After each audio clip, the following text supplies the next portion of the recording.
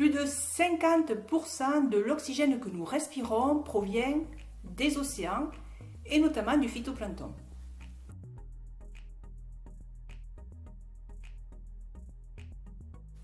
Le phytoplancton fait partie du règne végétal. Il est constitué de milliards d'organismes microscopiques qui dérivent à la surface des océans et qui, de la même manière que les plantes terrestres, réalisent grâce à la photosynthèse la production d'oxygène. En outre, il est à la base de toute la chaîne alimentaire marine.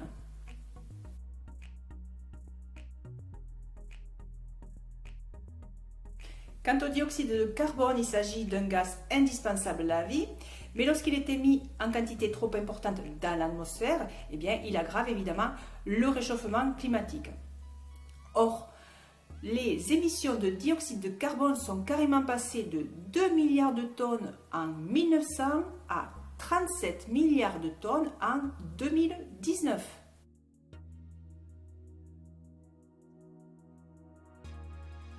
Et pourtant, les océans absorbent aussi entre 25 et 30% des émissions de dioxyde de carbone. Là aussi, en grande partie, grâce à l'action du phytoplancton. On voit bien donc que ce phytoplancton joue un rôle primordial dans la régulation du climat.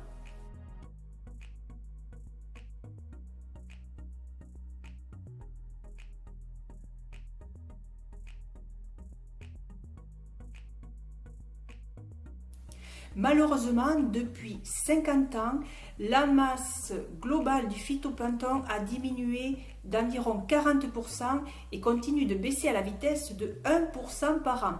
La raison de ce déclin est liée au réchauffement à la surface des océans. Alors évidemment, par voie de conséquence, moins il y a de phytoplancton, moins il y a d'absorption de dioxyde de carbone et plus le réchauffement climatique augmente. Au vu de ces données, les experts du GIEC, qui sont des scientifiques de 195 pays qui se réunissent tous les ans pour aborder conjointement les mesures à prendre quant à l'évolution du climat, ces experts estiment que l'on pourrait malheureusement se diriger vers une hausse globale des températures de 5 degrés d'ici la fin du siècle.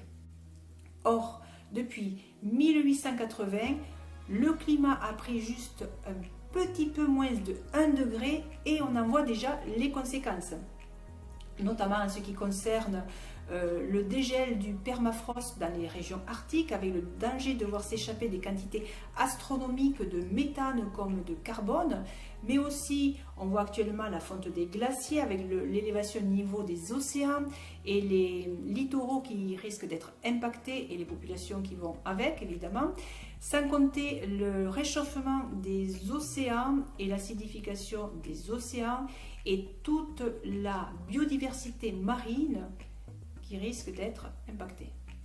De plus, on voit déjà la perturbation du cycle de l'eau avec dans certains endroits du globe des canicules estivales plus fréquentes, des sécheresses, des feux de forêt, quand d'autres endroits du globe, ça va être au contraire des précipitations plus importantes, plus fréquentes, des inondations et des crues.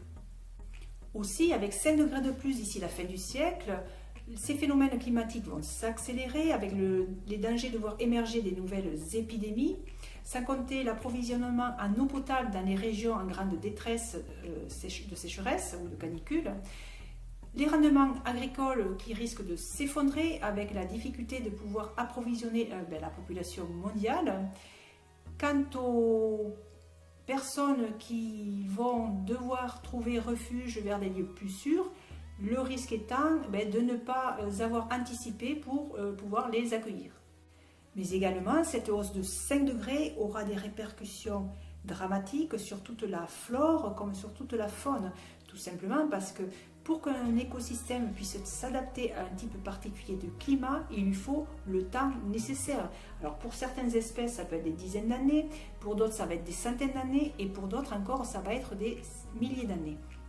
Il faut savoir par exemple qu'il y a 20 000 ans de ça, la température globale à la surface de la planète était environ de 9-10 degrés de moyenne, et il a fallu tout ce temps nécessaire, c'est ces 20 000 ans donc, pour que graduellement notre climat arrive aux 15 degrés que nous connaissons actuellement. Pour donner une image, simplement, il y a 20 000 ans de ça, eh bien, la France ressemblait à la Sibérie avec des steppes à perte de vue et des rennes comme principaux animaux, juste avec 5 degrés de moins.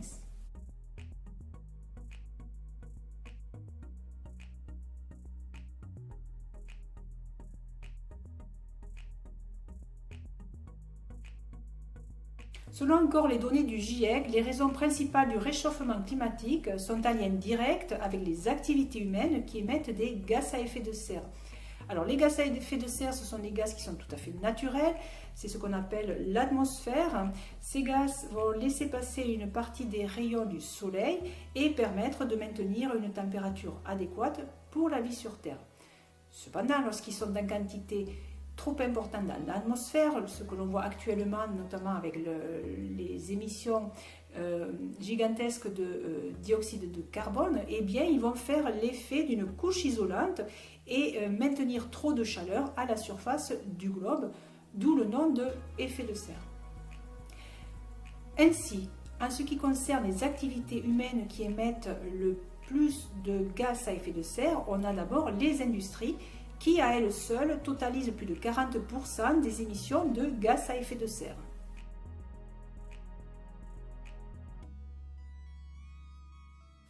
Les émissions de gaz à effet de serre en lien avec les industries sont liées depuis la révolution industrielle à l'utilisation massive des énergies fossiles, que sont bien le pétrole, le charbon, le gaz, qui nous ont énormément facilité l'existence, mais dont actuellement nous payons le prix de par la surconsommation que nous en faisons. Il faut savoir que tout objet que l'on possède autour de soi a nécessité d'une manière ou d'une autre l'utilisation de machines, d'outils qui sont à l'origine d'émissions de dioxyde de carbone, tout simplement pour l'extraction des matières premières, pour la fabrication de ces objets, pour leur entrepôt, pour leur conditionnement et même pour leur transport. Quant à l'agriculture, elle représente 25% des émissions de gaz à effet de serre.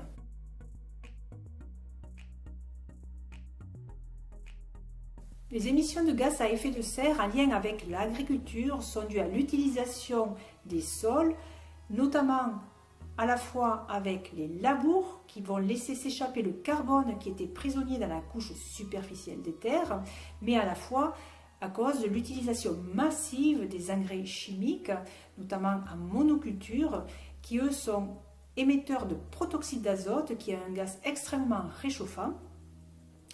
Sans compter eh bien, la déforestation avec notre demande croissante en viande, en lait, en huile de palme, et les feux délibérés pour accélérer le défrichement. À savoir que lorsque l'on brûle des forêts, il y a énormément de dioxyde de carbone qui s'échappe dans l'atmosphère et de toute façon, moins il y a de forêts, moins il y a de captation de dioxyde de carbone.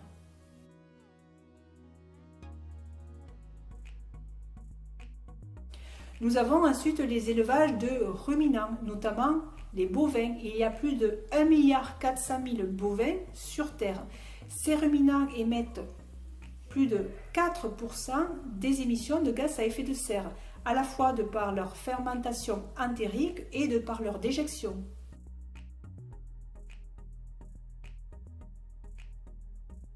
Il faut noter aussi le secteur des rizières qui émettent du méthane et le secteur de l'aquaculture qui est en plein essor, qui lui émet du dioxyde de carbone, sans compter la pollution et l'acidification des océans quand ils se situent près des littoraux. En ce qui concerne les émissions de gaz à effet de serre en lien avec les bâtiments, ils sont émetteurs de 20% des émissions mondiales de gaz à effet de serre. Ils sont dus à la mauvaise isolation thermique et notre demande du coup croissante en chauffage.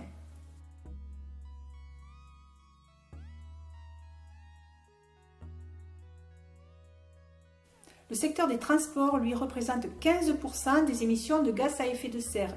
Il s'agit à la fois de tous nos véhicules mis en circulation, nos véhicules personnels, mais aussi les véhicules de transport et de livraison de marchandises qui sont en plein essor, sans compter évidemment le secteur de l'aviation avec le tourisme de masse.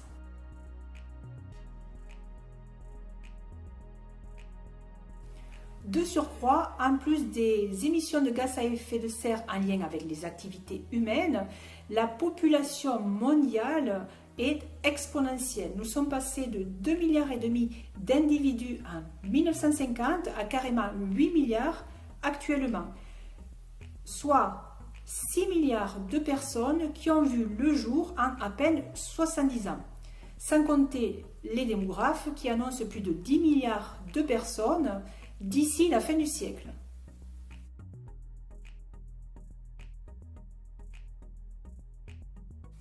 En outre, même si les océans comme les forêts jouent un rôle indéniable pour capter du dioxyde de carbone, ils ne peuvent pas à eux seuls diminuer tous les effets délétères de nos activités humaines. Du coup, face à ce constat alarmant, les experts du GIEC, là aussi, demandent expressément à tous les États, notamment auprès des secteurs économiques, de ne jamais dépasser les 2 degrés maximum de réchauffement climatique. Il va sans dire que cela devrait passer par une diminution drastique et immédiate des émissions de gaz à effet de serre.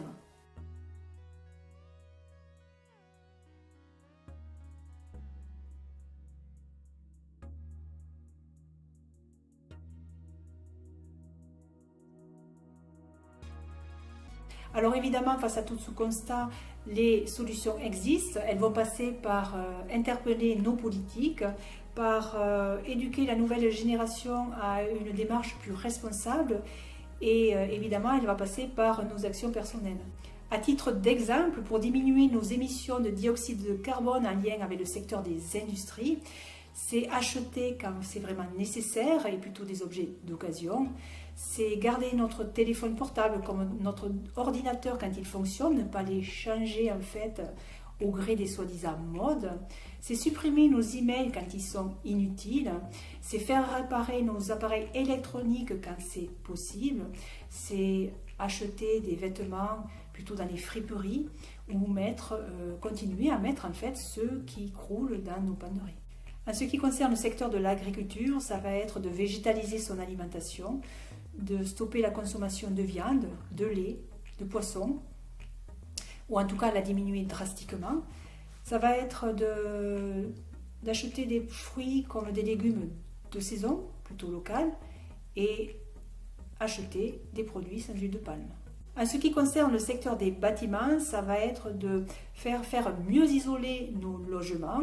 Ça va être de baisser la température en journée à 19 degrés maximum et encore moins la nuit. Et de faire la révision de nos appareils de chauffage au moins tous les ans. Il faut savoir qu'une chaudière mal entretenue peut dépenser jusqu'à 12% d'énergie en plus. En ce qui concerne le secteur des transports, quand c'est possible, ce sera de prendre les transports en commun, faire du covoiturage, utiliser le train, le vélo, marcher, prendre exceptionnellement l'avion et quand il n'y a pas d'autre solution. Voilà donc quelques pistes que nous avons chacun la possibilité de mettre en pratique afin d'avoir un impact sur un changement global de nos modes de vie, mais aussi afin d'interpeller nos politiques et accélérer leurs actions afin de rester dans les objectifs du GIEC, car malheureusement le temps nous est compté. En tout cas, merci pour votre attention.